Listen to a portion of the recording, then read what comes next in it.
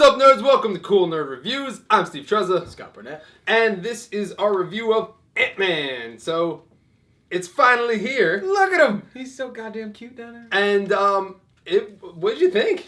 Well, to preface this review, we're going to get a little more official with it. So we're going to break it down between plot and screenplay. We're going to break down the breakdown. Casting, direction, cinematography, audio and visuals. So first off... We're getting artsy-fartsy on the Cool Nerd Show now. If I had a bow tie, I would wear it, but I don't. Sorry. So let's start off with plot screenplay. And I think the script was actually very well done. Yes, for losing a director halfway through, it was phenomenal. There were parts of the script that I thought were like, yeah, that didn't really make sense, or that was kind of dumb. But for the most part, I thought it was great. I thought the script was very, very clever. For a movie that had to adapt on the fly like that, I don't think any other movie in the history of cinema could pick up and then continue. Marvel is a powerhouse, and they can go through whatever the hell they need to do. The thing I liked the most is I'm sitting there going, well, Ant-Man controls ants. Yeah. How are they going to make Ant-Man control ants and make it work? Make it make sense. Exactly. So the whole time I'm thinking that, and they did it. They perfected it. I was impressed. That was probably the thing I was most impressed about in the movie. Let's start. Scott Lang is obviously he's a thief. He starts off in prison. He goes for one last job. He goes to steal he goes to break into Hank Pym's house. Thinks it's going to be a big score, and it's the Ant-Man suit. And Hank Pym's letting Scott Lang steal it. Yeah. Because Hank Pym saw him break into the most high security prison, or not prison, high security place on in the United States. So that's why Hank Pym said he's our guy. Because that's what you need for Ant-Man. But the thing is, it was a heist movie, which it was different. It was different pacing for a Marvel movie, because while a heist movie is all this build up and planning to a big end set piece, it doesn't kind of fit a superhero movie. Like, superhero movie is origin, introduction of the bad guy, battle where the hero loses, fixing the problems, beating the villain. Yeah. This was like all build up to this heist. Yeah. And then you saw the villain. You saw the villain in the third act. Yeah. Which it was the heist movie archetype didn't really fit. I disagree. I thought it was great. No, but all right, I thought it was great, but it just doesn't fit the mold of a superhero movie. For the most part. It was a great heist movie with a superhero twist. I thought the way that they used the ants were like they had like the electricity ants, and they had like the flying ants and the science magic and all that. Like I liked that a lot. I thought it was very well done. The ant joke that was used just a little too much with Anthony. That was his name. I know, but every time he had to say the ant's name, he had to say the full thing. It was great. Anthony. It was great. And as soon as he named the ant, I was like, that one's dying. Yeah. So as far as the script goes, he goes to steal the Ant-Man suit. He becomes Ant-Man through a trial of it's a montage. They do the montage just like they did in Captain America and every Marvel movie. So they need to steal the Yellow Jacket suit because I forgot his name in the movie. Cross. He goes to release the Yellow Jacket suit and sell it to Hydra. And I think that's where Edgar Wright lost it, is when they wanted to put Hydra in it. No. I'll tell you exactly the scenes that I think that Edgar Wright didn't want in and Marvel forced him in. The opening scene with Agent Carter and Howard Stark. Yeah. Guarantee you that Marvel put that in, he didn't want that in. Which I actually liked. I was like, hey, it's Agent Carter. And it's kind of Howard Stark. That scene, Howard Stark from Iron Man 2, where he was like, look at this thing, and synthesize. I'm pretty sure he didn't. Edgar Wright didn't want that, and they made him put that in. The Falcon fight, which I enjoyed, and they kind of needed it to put him into the Avengers at the end, which it wasn't needed though. It felt a little weird in the movie, but I'm sure that Marvel was like, we're putting this in. But if you watch a lot of any kind of Avengers, it's a lot in the animated series. Falcon is the Sentry for the Avengers camp. I didn't say I didn't like it. I just think it felt like it was unneeded when you were watching it. That was just an added bit. Like if he went to steal it from wherever, that would have been a fun action bit where to actually see him go and steal it instead of spend that 5 minutes fighting Falcon, where you could have spent it establishing the fact that he is this super cat burglar and he can go use the Ant-Man suit to go steal it. They just threw a fight in there. Aside from that, and for the most part, I thought the script was very well written. Yeah, especially for the trauma it went through. So aside from that acting, what did you think about the actors that were cast? Paul Rudd was absolutely charming as hell. I thought he was great. He was great. One, he worked out for this movie. He did. He wow. was in shape. God damn, Paul Rudd, you don't look like you got them abs under that shirt, but boy, I don't care if that was CGI or not. I'll go see that $10.50 again to see them abs. Woof. He did a very good job as Scott Lang. It was very iffy because you were kind of like, Paul Rudd is a superhero. Yeah, you thought he was gonna Apatow the shit. But yeah, he didn't. And he was hysterical. Yes. So yeah, he did a very good job. Especially, I like the scene where like him and Evangeline Lilly and Michael Douglas having a heartfelt moment. Yeah. And he's like, "That's awesome." And he's like, "I ruined the moment." Yeah. It's awesome. You know, I ruined the moment, didn't I? Yes, she did. I'm gonna go make tea. Like he Paul Rudded it, but it fit. It was hard to fit him in. But I think that worked because he took over to finish writing the screenplay. Yes. And by the way, Michael Douglas was just an amazing actor. It was great. So like, I thought his part was gonna be very minimal. Hank Pym, and one thing that Marvel movies do all the time, and I'm kind of starting to hate it, is in every Marvel movie, someone dies, but they don't die. It's like they're about to die, but then they don't die. They come back. Nick Fury in Winter Soldier, fucking Iron Man in the Avengers, fucking definitely one of Hawkeye in Avengers 2. Kind of in the beginning. Well, they actually killed someone in Avengers 2 with because, Quicksilver, but it was because X-Men did them better. But in every Marvel movie, they have this like Loki in Thor: The Dark World. They have this thing. Well, where they it's realize though, like he's our most marketable villain. We can't kill him. So, and they did again with Hank Pym, and I really didn't want to see him die, but part of me was like, I hope he does die because it'll motivate Scott Lang to go on, and because it'll break the mold of what they're doing because they do it in every movie.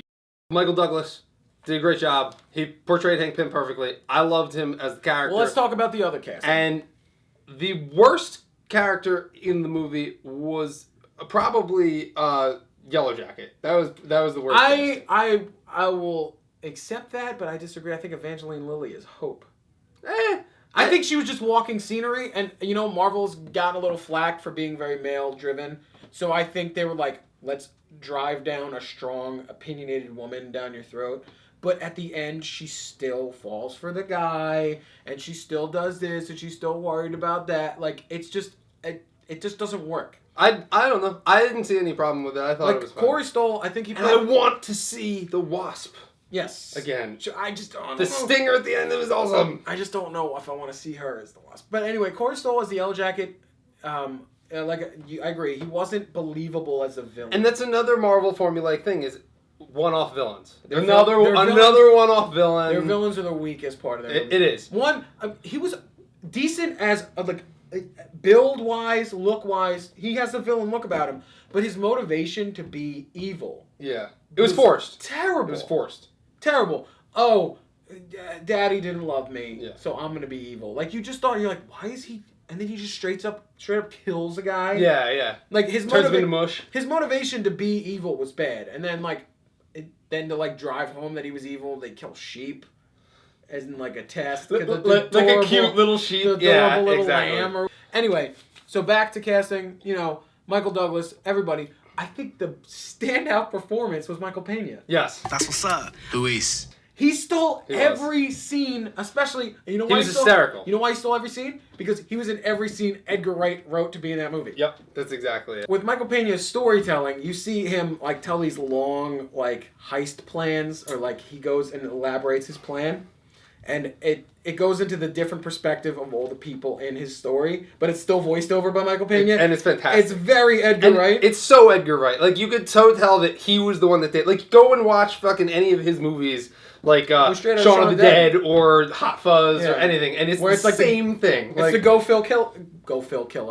Kill Phillip scene. Yeah. But in Ant-Man, and I think that's where the movie detracts from me personally. I mean, I think it's still good. It's not a bad movie. I don't hate it at all. But we see glimpses of the movie that could have been, and then we get... I still thought it was very well done. Yeah, I think Peyton Reed did a great job. Fill in He did a fine job. Yeah. The cinematography was fine. Peyton Reed did... I think they hired Peyton Reed because he was a yes man. Yeah. He just took Marvel's orders. What most...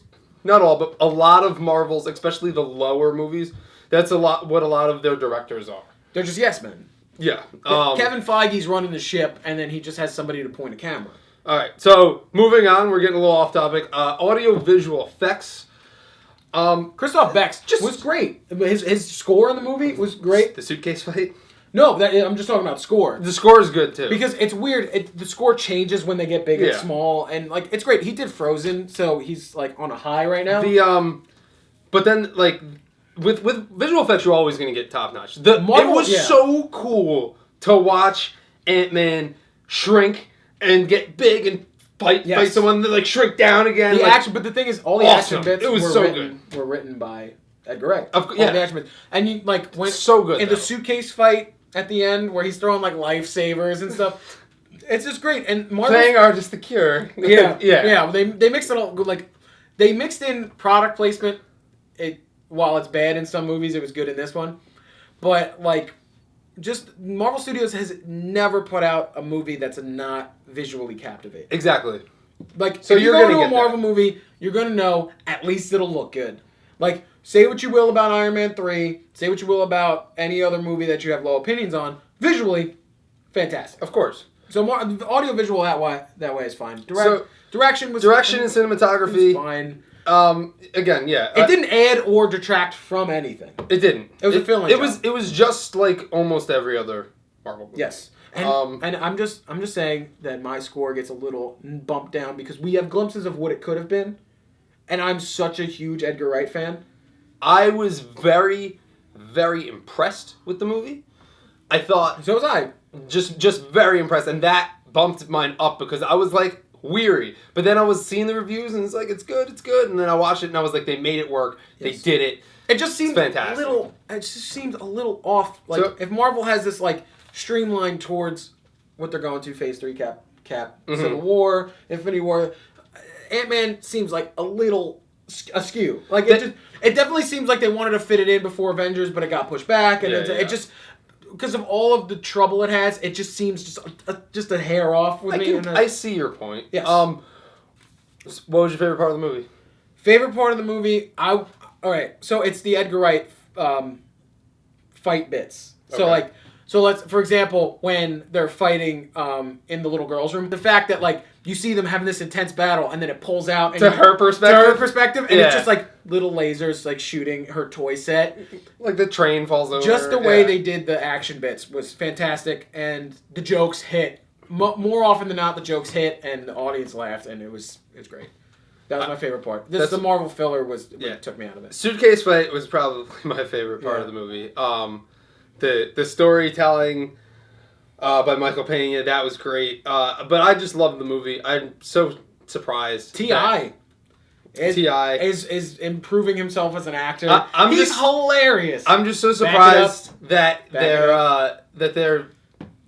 got it done and they made it work. So, and that's why I'm giving this movie an 8.8. It's a little high. Can't you see Michael Pena and his crew and Ant-Man kind of as a thumb of the nose to the Sif and Warriors 3?